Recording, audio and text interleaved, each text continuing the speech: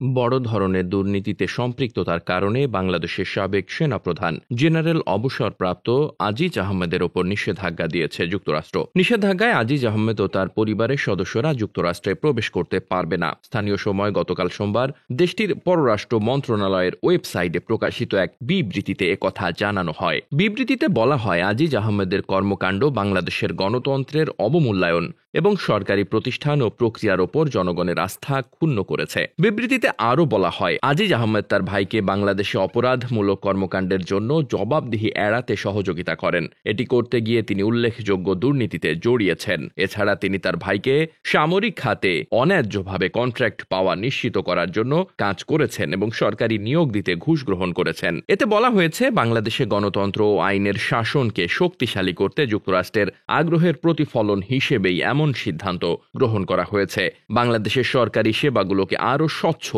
ও সহজ করা, ব্যবসা ও নিয়ন্ত্রক পরিবেশের উন্নতি এবং মানি লন্ডারিং ও অন্যান্য আর্থিক অপরাধের তদন্ত ও বিচারের সক্ষমতা তৈরিতে সহায়তার মাধ্যমে বাংলাদেশে দুর্নীতি বিরোধী প্রচেষ্টায় সহায়তা দিয়ে থাকে। Department of state foreign operation and related programs appropriations অ্যাক্টের ৭০৩১ ধারায় এই নিষেধাজ্ঞা দেওয়া হয়েছে বলে ওই বিবৃতিতে জানানো হয়েছে। এর ফলে আজিজ আহমেদ এবং তার পরিবারের সদস্যরা যুক্তরাষ্ট্রে প্রবেশের অযোগ্য বলে বিবেচিত হবেন। Desk report, বার্তাবাজার।